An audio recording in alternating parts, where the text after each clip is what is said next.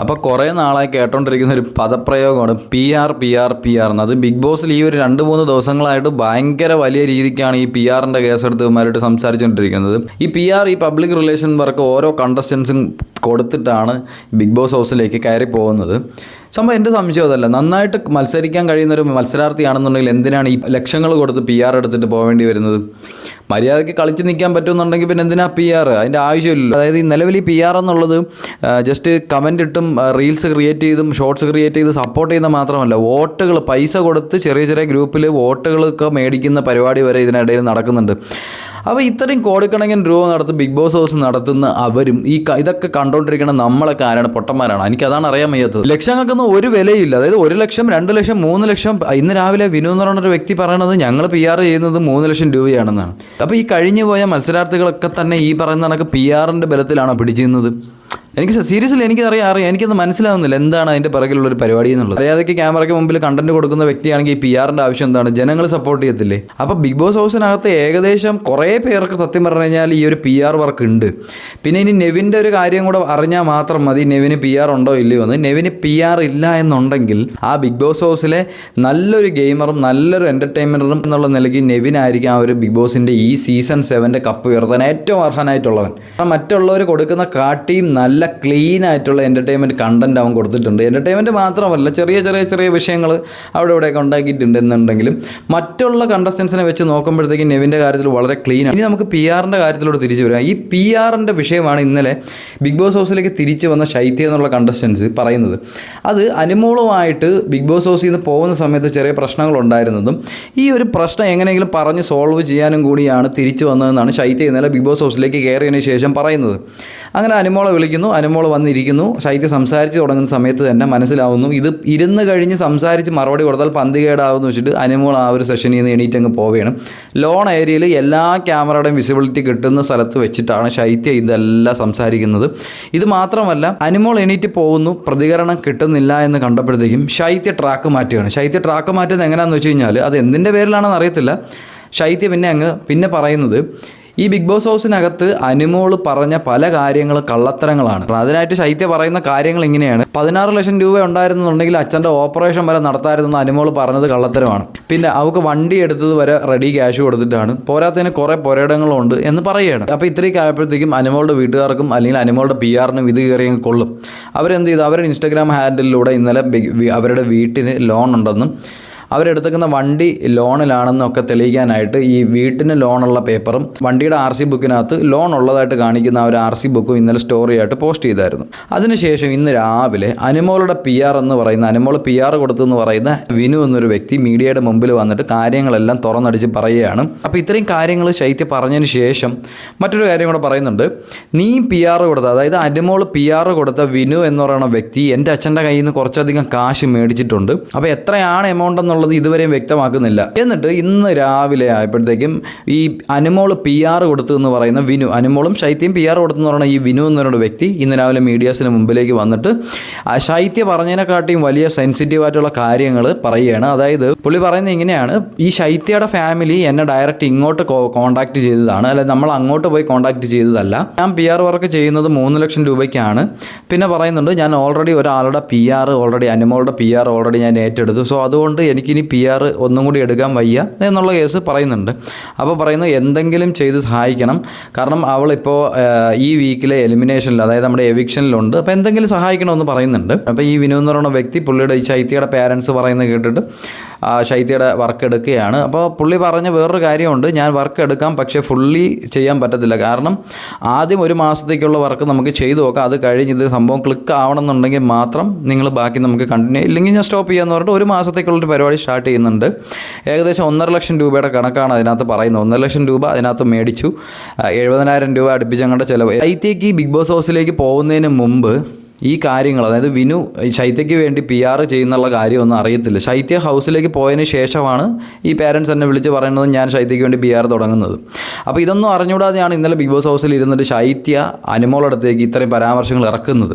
ഇതിൻ്റെ കൂട്ടത്തിൽ മറ്റൊരു കാര്യം കൂടെ ഉണ്ട്. അതായത് ഇന്നത്തെ ലൈവ് കണ്ടുകൊണ്ടിരുന്ന സമയത്ത് പ്രവീണിൻ്റെ എൻട്രി ഉണ്ടായിരുന്നല്ലോ. പ്രവീൺ എൻട്രി ആയി കഴിഞ്ഞതിന് ശേഷം പ്രവീൺ ശൈത്യയോട് ആംഗ്യ ഭാഷയിൽ പറയുന്നുണ്ട്: കൂടുതൽ കാര്യങ്ങളൊന്നും തന്നെ ഇനി ശൈത്യ വീട്ടിനകത്ത് വിളിച്ച് പറയരുത്. കാരണം ഓൾറെഡി ഇപ്പോൾ ഗാലറി ശൈത്യയ്ക്ക് എതിരാണെന്നും ആംഗ്യ ഭാഷയിൽ പ്രവീൺ ശൈത്യയുടെ അടുത്ത് പറഞ്ഞു കൊടുക്കുകയാണ്. സോ അതിനുശേഷം ശൈത്യ പിന്നെ വളരെ സംഭവങ്ങളൊന്നും തന്നെ ശൈത്യയുടെ ഭാഗത്തു നിന്ന് തന്നെ ഉണ്ടായിട്ടില്ല. വളരെ ക്ലീൻ ആൻഡ് നീറ്റായിട്ടുള്ള കാര്യങ്ങളായിട്ട് മുമ്പോട്ട് പോയി. ഇതിൻ്റെ കൂട്ടത്തിൽ തന്നെ വിനു മറ്റൊരു കാര്യം കൂടെ പറയുന്നുണ്ട്. അതായത് വോട്ട് മറിക്കലിൻ്റെ ഒരു കാര്യം. അതായത് വോട്ട് മറിക്കൽ എന്ന് പറഞ്ഞു കഴിഞ്ഞാൽ പൈസ കൊടുത്ത് വോട്ട് മേടിക്കൽ.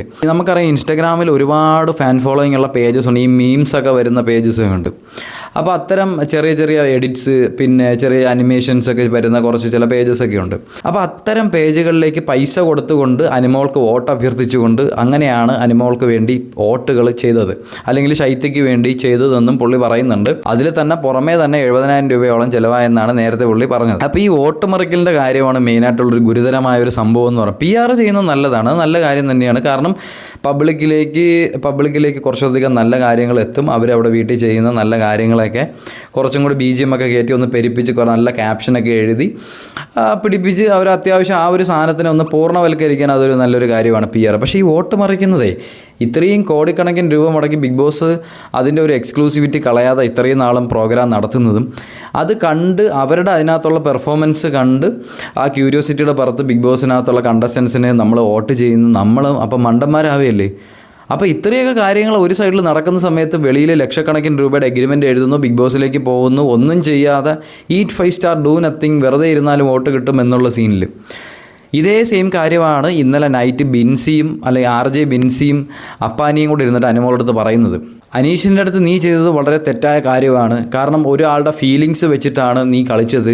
നിൻ്റെ കഴിവ് കൊണ്ടൊന്നും അല്ല നീ ഈ ഹൗസിൽ നിൽക്കുന്നത്. പ്ലസ് നീ പുറത്ത് ഒരുപാട് കാശെറിഞ്ഞിട്ട് അകത്ത് വന്നുകൊണ്ടാണ് നിനക്ക് നീ ഇപ്പോഴും ബിഗ് ബോസ് ഹൗസിൽ നിൽക്കുന്നതല്ല, നിൻ്റെ കഴിവ് കൊണ്ടൊന്നല്ല എന്ന് അനുമോളടുത്തും കൂടെ പറയണം. അപ്പോൾ PR എന്നുള്ളത് ഒരു കാശ് എറിഞ്ഞു കഴിഞ്ഞാൽ ബിഗ് ബോസിനകത്ത് നിൽക്കാം എന്നൊക്കെ ഉള്ള കുറച്ച് സംഭവങ്ങൾ എല്ലാവരുടെ ഉള്ളിൽ എത്തിപ്പെട്ടിട്ടുണ്ട്. സംഭവം വേറെ ഒന്നുമില്ല, ഈ സോഷ്യൽ മീഡിയ ഇത്രയും ആക്റ്റീവ് ആയതുകൊണ്ട് തന്നെ സോഷ്യൽ മീഡിയയ്ക്ക് പൈസ കൊടുത്തു കഴിഞ്ഞാൽ ഇഷ്ടംപോലെ വോട്ടുകൾ മറിക്കാം എന്നുള്ളൊരു ധാരണ എല്ലാവർക്കും ഉണ്ട്. നമുക്കറിയാം ബിഗ് ബോസിൽ ചില സമയത്ത് നമ്മൾ പോലും പ്രതീക്ഷിക്കാത്ത ചില വ്യക്തികൾ ഔട്ടായി പോകുന്നുണ്ട്.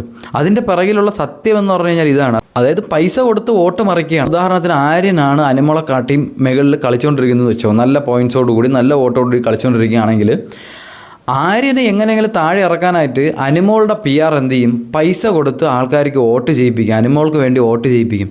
സ്വാഭാവികമായിട്ടും വോട്ടുകൾ കയറുമ്പോൾ അനിമോളുടെ വോട്ട് ആര്യൻ്റെ മേളിൽ എത്തുകയും ആര്യന് വോട്ട് കുറയുകയും ചെയ്യും. ഞാൻ ഒരു ഉദാഹരണം മാത്രമാണ് ആര്യൻ എടുത്തത്. അപ്പോൾ ഇത്തരത്തിൽ ഫെയർ ആയിട്ടുള്ള കളി കളിക്കുന്ന ഗെയിമേഴ്സ് എല്ലാം തന്നെ ചില സമയത്ത് അൺഫെയർ ആയിട്ട് എവിക്റ്റായി പോകുന്നതിൻ്റെ പിന്നിലുള്ള മെയിൻ കാര്യം ഇതാണ്. ഇത്രയൊക്കെ സംഭവങ്ങൾ ഓരോ വ്യക്തികളുടെ ഉള്ളിൽ നിന്ന് കേട്ടോണ്ടിരിക്കുമ്പോൾ അതിനകത്തുള്ള എല്ലാ കണ്ടസ്റ്റൻസിനും PR ഉണ്ടെന്നുള്ള കാര്യം നമുക്ക് വ്യക്തമാവുകയാണ്. അപ്പോൾ ഇതിലൂടെ നഷ്ടപ്പെടുന്നത് ആ ബിഗ് ബോസ് എന്ന് പറയുന്ന ഷോയുടെ ഒരു ക്രെഡിബിലിറ്റിയാണ്. കാരണം ഒരു ഹൗസിനകത്തേക്ക് കുറേയധികം സമൂഹത്തിലെ പല സെഗ്മെൻറ്റിലുള്ള കുറച്ച് സ്ട്രേഞ്ചേഴ്സിനെ ആ ഹൗസിനകത്ത് കൊണ്ടിടുന്നു. 10-30 ക്യാമറ ഇവരെ വാച്ച് ചെയ്യുന്നു. ഇവരെന്താണ് ചെയ്യുന്നത്, ഇവർക്ക് ഇവരുടെ മെൻ്റലും ഫിസിക്കലും ആയിട്ടുള്ള കുറച്ച് ടാസ്ക് കൊടുക്കുന്നു, ഇവരുടെ ആ ഒരു കാപ്പബിലിറ്റി മനസ്സിലാക്കാനായിട്ട്.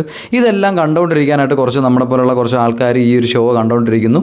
എന്നിട്ട് നമ്മൾ നല്ല ഗെയിം കാഴ്ചവെക്കുന്നവർക്ക് വേണ്ടി നമ്മൾ വോട്ട് ചെയ്യുന്നു. ഇതായിരുന്നു നടന്നുകൊണ്ടിരുന്നത്. പക്ഷേ ലക്ഷങ്ങൾ വാരി എറിയാനുണ്ടെങ്കിൽ വോട്ടുകൾ നേടാം എന്നുള്ളൊരു സീനിലേക്ക് കാര്യങ്ങളെത്തി. അപ്പോൾ ജെന്യൂനിറ്റി നഷ്ടപ്പെടുകയാണ്. ആ ഷോയെ പറ്റിയുള്ള ഒരു ക്രെഡിബിലിറ്റിയും ഒരു ജെന്യൂനിറ്റിയൊക്കെ അങ്ങ് നഷ്ടപ്പെടുകയാണ്. PR ചെയ്യുന്നത് നല്ലതാണ്. കുറച്ച് നല്ല ഷോർട്സും കുറച്ച് നല്ല വീഡിയോസൊക്കെ ചെയ്ത് യൂട്യൂബിലും ഇൻസ്റ്റാഗ്രാമിലും ഒക്കെ ഇടുന്നത് നല്ല കാര്യം തന്നെയാണ്. പക്ഷേ ഈ വോട്ട് മറിക്കലാണ് ഇവിടുത്തെ ഏറ്റവും വലിയ വില്ലൻ. പക്ഷേ വിനു കുറച്ച് കാര്യങ്ങളും കൂടെ കൂട്ടിച്ചേർക്കുന്നുണ്ട്.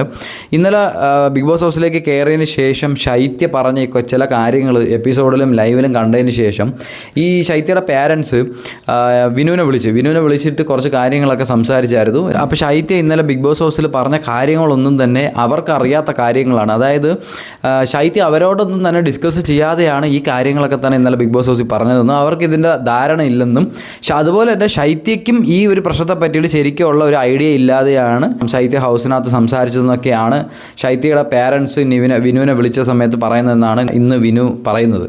നമ്മളെല്ലാവരും ചെയ്യുന്നതാണ്. ഇൻസ്റ്റാഗ്രാമിൽ ഈ ഓരോ കണ്ടസ്റ്റൻസിൻ്റെ റീൽസ് വരുന്ന സമയത്ത് അതിൻ്റെ കമൻറ്റിലേക്ക് പോകും. നമ്മൾ ആദ്യം ആ കാണുന്ന വീഡിയോ അല്ല അനലൈസ് ചെയ്യുന്നത്. നമ്മൾ ആദ്യം ചെയ്യുന്നത് കമൻറ്റ്സ് നോക്കാനാണ്. കമൻറ്റ്സ് കയറി നോക്കിയിട്ട് ഭൂരിഭാഗവും എന്താണ് പറയുന്നത് എന്നുള്ളതാണ് നമ്മൾ ആദ്യം നോക്കുന്നത്.